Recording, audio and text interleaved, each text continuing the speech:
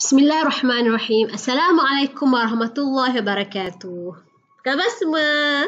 Alhamdulillah. Jadi pada kali ini kita akan teruskan dengan satu pelajaran baru untuk minggu ke-12. Okey, jadi kita dah belajar beberapa teori sebelum ini.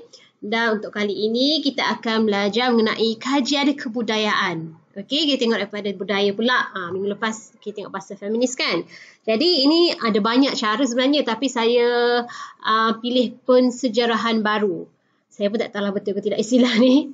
Nak bagikan Melayukan dia, tapi in English it is called new historicism. New historicism, pensejarahan baru. Okey.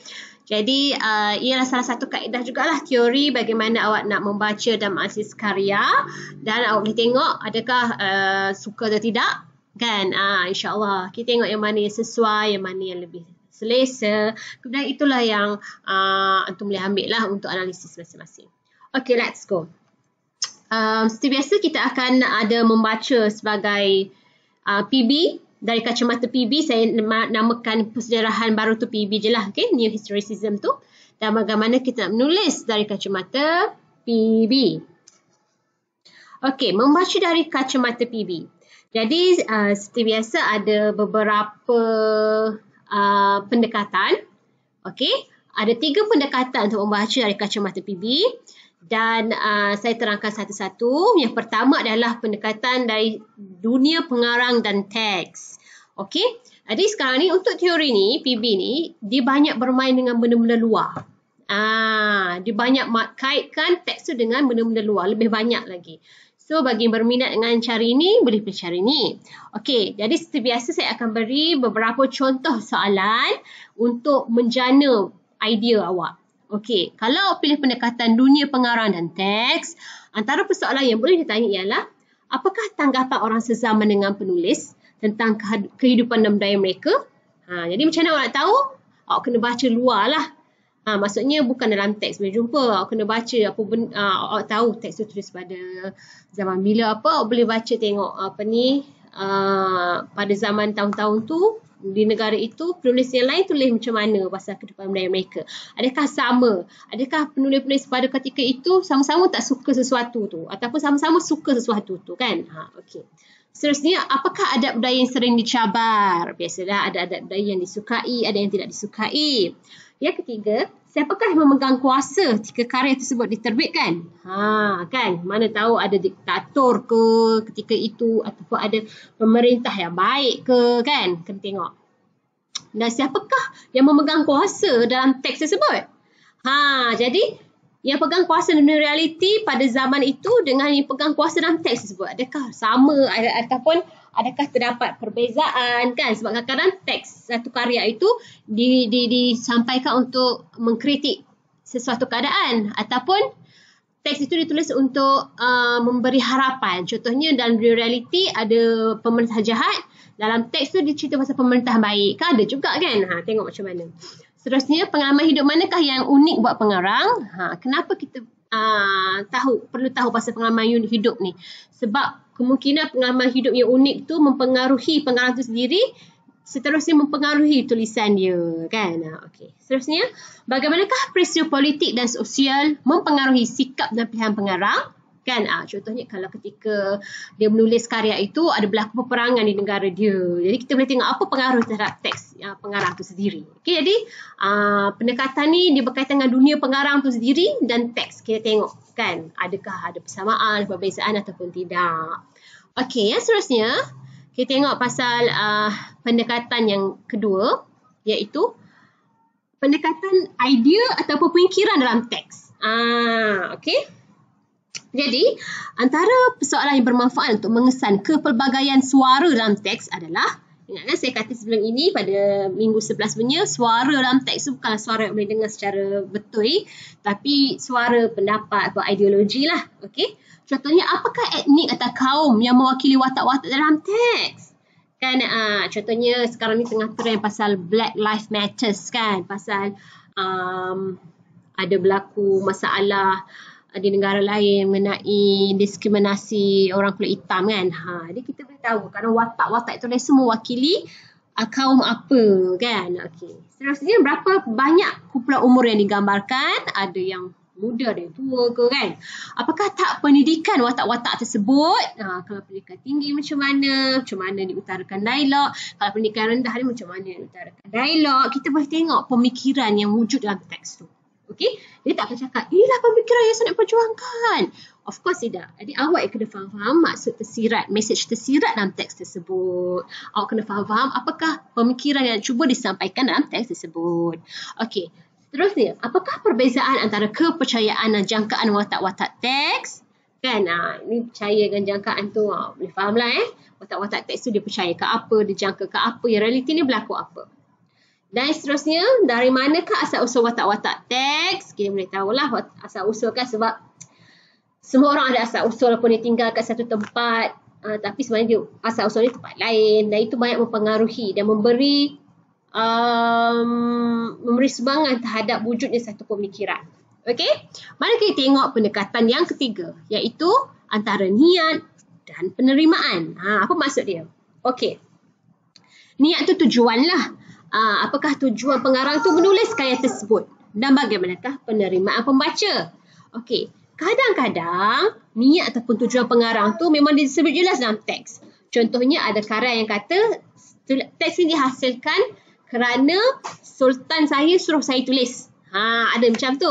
Ada juga yang kata teks ini tulis untuk memenuhi permintaan ketua kampung contohnya. Okey, tapi kadang-kadang dia tak tulis pun kenapa teks dia tulis. Jadi macam mana nak cari? Kita kena jadi detektif lah. Contohnya kita cari pada temu bual ataupun kritikan buku kan, untuk mengenal pasti tujuan penulisan pengarang. Dan tujuan penulisan pengarang ni kalau dia tak tulis tu, dia tak ada hitam putih tulis apa, dia kita kena main agak-agak lah. Tapi agak-agak itu perlulah ada bukti kan. Jangan kosok sendiri agak-agak tapi tak ada pun bukti yang kukuh ataupun benda yang boleh menyokong awak punya pendapat. Okey, contohnya, apakah pandangan politik pengarang? Dari situ pun ada juga kaitan dengan niat dia nanti, tujuan. Seterusnya, adakah pengarang secara jelas dibagi tahu pandangannya untuk menyokong atau membantah sesuatu? Kita boleh detect daripada teks tersebut.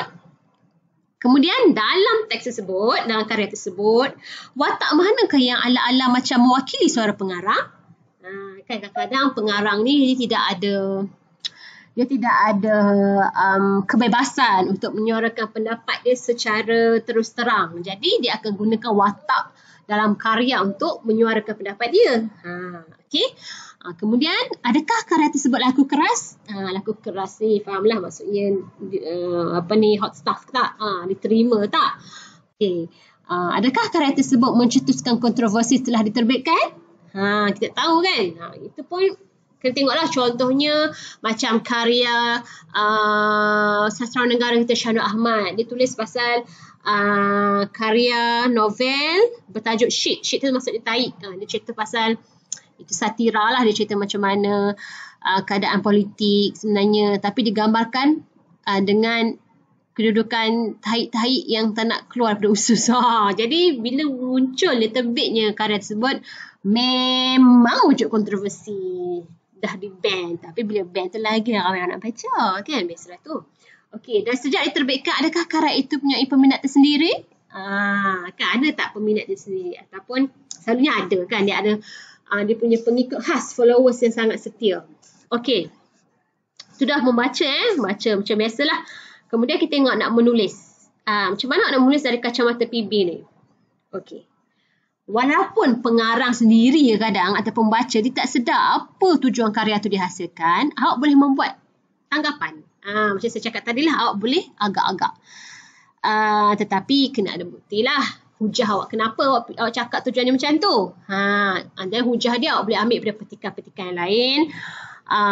Ataupun awak boleh ambil daripada petikan-petikan karya itu sendiri. Okey.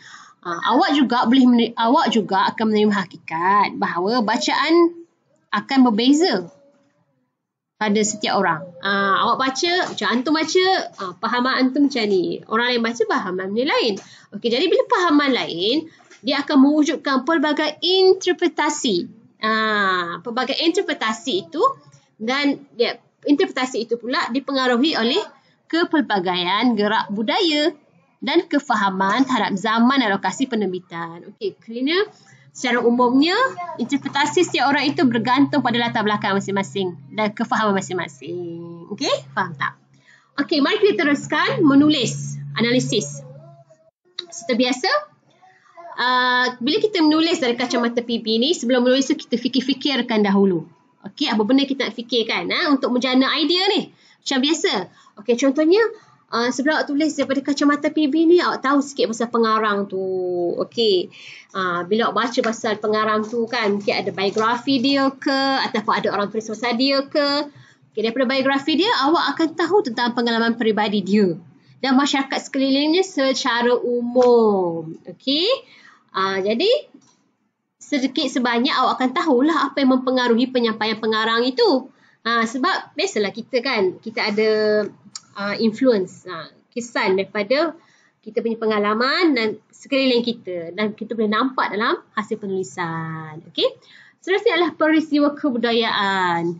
Contohnya surat khabar atau majalah selalunya akan memaparkan isu dan kesukaan masyarakat ataupun trend masyarakat pada waktu tersebut. Jadi daripada bacaan luar, boleh tengok apa benda yang berlaku sekitar penulisan teks tersebut. Jadi boleh kaitkan. Mungkin ada pengaruh lah. Contohnya kalau contohnya ada penulis tu ditulis pada waktu sekarang.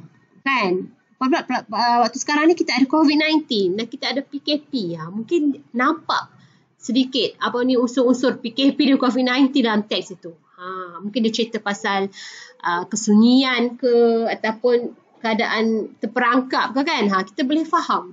Sebab pada ketika dia tulis tu ada COVID-19 dan tak boleh bergerak. Jadi dia punya cerita tu banyak cerita pasal kesunyian ke kan. Contoh dia. Lagi satu teks. Teks tu biasa mencari pelbagai suara lah yang wujud dalam teks tersebut. Teks. Suara tu kira idea kan. Semua pemikiran. Okey. Kita teruskan dengan menulis dari kacamata PB. Tengok dari segi pendahuluan. Okey, pendahuluan tulis apa? Okey, salah satu caranya awak boleh beri gambaran umum tentang latar belakang masa bagi teks yang dikaji. Contohnya ketika zaman perang ke, ataupun ketika zaman COVID-19 ke dan sebagainya. Okey? Ataupun cara lain ni sebenarnya terbebas pada awak nak cerita pendahuluan macam mana, tapi ini idea je lah ya. Contohnya lagi ialah awak bincang macam mana karya awak kaji tu menyumbang terhadap kefahaman awak mengenai pengalaman manusia pada latar belakang tempat dan waktu karya tersebut. Okey, contohnya kan, bila awak baca karya tersebut, awak lebih memahami jiwa pelarian Rohingya. Contohnya. Faham tak? Akhirnya, bagaimana karya tersebut menyumbang awak untuk faham dunia realiti. Jadi, lagi contohnya, awak boleh bagi komen tentang macam mana karya tersebut disokong ataupun dia mencabar satu pemikiran ataupun satu isu. Ataupun awak boleh terangkan macam mana karya tersebut merungkaikan kerumitan era itu. Contohnya, kan? Sebab sebenarnya karya-karya penulisan ni dia ada kuasa yang kuat tau. Bukan sekadar video-video viral di TikTok saja. Penulisan lagi kuat sebenarnya. Cuma orang tak sedar lah. Okey, seterusnya kita tengok pada badan analisis. Tadi saya ada cerita pasal 3 pendekatan. Awak boleh pilih yang mana satu. Dan seperti biasa, awak kena banyak timbulkan persoalan supaya awak boleh pilih pendekatan yang mana yang paling sesuai untuk analisis awak. Okey, mari kita tengok pada pendekatan analisis dunia pengarang dan teks. Okey, antara persoalan yang memberi idea untuk analisis ialah apakah pengalaman berharga dalam kehidupan pengarang? Saya cakap tadi kan. Kedua, siapakah orang-orang penting dalam kehidupan pengarang? Contohnya, isteri dia paling penting. Isteri yang dicintai. Jadi dalam teks itu banyak cerita pasal kehebatan wanita. Contohnya. Okey, nampak ada dia punya kesan. Okey, lagi, teks manakah yang banyak pengaruhi pengarang? Contohnya pengarang itu sendiri dia banyak merujuk Al-Quran ataupun Al-Hadis ataupun syair-syair Parsi contohnya. Jadi nampak pengaruh dia dalam teks. Okey, lagi isu keagamaan atau spiritual manakah yang penting untuk pengarang? Contohnya dia ni ahli sunnah wal jamaah ke ataupun dia ada sufi-sufi sikit ke kan. Boleh nampak kesannya. Lagi apakah pendirian politik pengarang? Pembangkang ke, kerajaan ke? Apakah kelas sosial keluarga pengarang. Dia ni golongan bangsawan ke, golongan hamba ke, golongan medium class ke, okey. Lepas tu sebagai seorang dewasa, adakah pengarang punya cita-cita untuk menjadi ahli bagi sebagai sebuah kelas sosial? Maksudnya contohnya pengarang ni, dia ni berasal pada keluarga yang sangat miskin, keluarga hamba, kononnya kan contoh. Jadi, tapi dia ada angan-angan untuk menjadi keluarga bangsawan. Jadi kita boleh nampak pengaruh dalam teks dia. Kan macam mana dia angan-angan tu kan. Okey. Lagi, adakah rakan-rakan pengarang terdiri daripada kelas sosial dan pekerjaan yang berbeza? Jadi ini kembali kepada sekeliling lah. Contohnya kawan-kawan pengarang tu dalam dunia sebenar, dia ni orang-orang yang sama darjat ke, berbeza darjat ke, dan boleh nampak pengaruh dalam penulisan dia. Okey, seterusnya, apakah isu sosial yang penting bagi pengarang? Contohnya pengarang ni dia banyak menyuarakan pendapatnya tentang contohnya tentang hak pendidikan, contohnya hak pendidikan wanita contohnya kan, ataupun hak pendidikan masak-masak bagi lelaki ke, contoh je. Jadi apa benda yang penting pengarang tu Okay, lagi satu, apakah satu perkataan yang dapat menggambarkan suara pencerita bagi teks tersebut? Ini pun salah satu cara lah untuk fikir kan. Contohnya perkataan yang dapat gambarkan ialah pesimistik, contohnya optimistik, contohnya kan. Ini semua memberi idea pada awak untuk menganalisis buku. Okey, kita tengok pendekatan yang kedua. Pendekatan yang kedua ialah idea atau pemikiran dalam teks. Seperti biasa, kita tengok apa persoalan yang boleh menjana idea. Antaranya, apakah peristiwa bersejarah atau kebudayaan yang penting bagi era itu? Adakah ia mempunyai kaitan dengan teks tersebut? Dia awak kena tengoklah. Awak kena ambil tahu bila penulis tulis teks tersebut dan apa benda realiti yang berlaku pada waktu itu. Kita awak boleh kaitkan. Awak rasa ada tak kaitan? Okey. Kemudian, adakah wujud rintangan bagi peristiwa tersebut? Apakah puncanya? Maksudnya, ketika itu contohnya berlaku pertukaran kerajaan. Contohnya, kan. Jadi, apakah ada tak orang sokong ataupun ada tak orang membangkang, kan. Lepas tu, apakah punca dia? Contohnya, berlaku peristiwa macam sekarang ni kan, Black Lives Matter kan. Ada seorang kulit hitam ni dibunuh oleh polis kulit putih. Wujud tak rintangan? Ada orang lain membangkang peristiwa tersebut kan. Dan sebab itu wujud satu gerakan besar-besaran Black Lives Matter contohnya kan. Okey. Apakah isi kontroversi pada zaman itu? Adakah ia disebut secara tersurat atau tersirat dalam teks? Tengoklah kan, kontroversi ni macam-macam, awak boleh tengok. Okey, apakah pekerjaan atau kumpulan yang memegang kuasa? Contohnya, pekerjaan yang memegang kuasa dalam teks tersebut adalah para penghibur. Contoh, kita tak tahu kan contohnya. Jadi, kenapa awak rasa begitu? Okey. Lagi, apakah pandangan politik pengarang? Okey. Lagi, siapakah individu berpengaruh pada zaman itu? Contohnya, kalau kita dalam Malaysia ni, antara individu yang paling berpengaruh pada sekarang adalah PM kita kan, Muhyiddin Yassin, ataupun kita punya ketua pengarah untuk COVID-19 tu kan, Hisham, itulah kan contohnya. Apakah punca bagi pengaruh mereka? Contohnya Muhyiddin Yassin tu sebab dia punya kebolehan dia untuk mentadbir negara ketika saat-saat genting COVID-19, ataupun kita punya ketua pengarah kesihatan tu sebab keupayaan dia untuk mengawal ataupun menguruskan usaha melawan COVID-19 contohnya. Okey. Siapakah atau apakah yang menentang pengaruh kuasa mereka? Mana tahu kok ada yang tak setuju kan. Tapi bergantunglah kan, ada yang setuju, ada yang tak setuju. Kalau ada, kenapa? Okey. Kita tengok seterusnya. Ni sambung lagi idea pemikiran teks ni. Ini pasal kita kaitkan, nak tahu pasal pemikiran teks tu kita kaitkan dengan benda luar kan. Lepas tu kita tengok pula pasal teks pula. Okay. Adakah gaya teks tersebut yang awak kaji tu sama atau berbeza dengan hasil karya lain pada zaman yang sama? Kita boleh tengok. Kan, contohnya dalam waktu tu ada beberapa karya muncul dan tengok ada tak dia punya ada ala-ala sama ke kan. Kemudian adakah isu dalam teks tersebut mengulangi ulang isu yang sama ataupun dia berlawanan dengan isu-isu lain dan karya lain. Okay, kita boleh tengok. Ini banyak main keluar lah kan untuk teori ni. Lagi, adakah karya tersebut sesuai atau tidak sesuai dengan karya buku sastra lain pada zaman itu? Contohnya awak bacakan karya sastra. Adakah ia bersesuaian dengan contohnya keratan surat khabar pada zaman tu? Ada kaitan ke? Tak ada kaitan ke? Kan? Lagi, bagaimanakah teks tersebut mempengaruhi atau dipengaruhi oleh teks lain? Kan? Contohnya, ketika karya yang awak kaji itu dibaca, ditulis, ketika itu wujud satu terjemahan bagi karya agung lain. Jadi, penulis itu terpengaruh dengan teks tu, contohnya. Okey, mari kita tengok pada analisis pendekatan yang ketiga, iaitu antara niat dan penerimaan. Okey. Sekejap, saya nak minum air sekejap. Okey, antara persoalan yang boleh menjana idea, kita tengok apakah yang menyebabkan pembaca tertarik dengan karya tersebut pada zaman itu ataupun pada zaman-zaman seterusnya. Kan contohnya sebab sesuatu benda tu tak semestinya dia ada peminat pada zaman tersebut.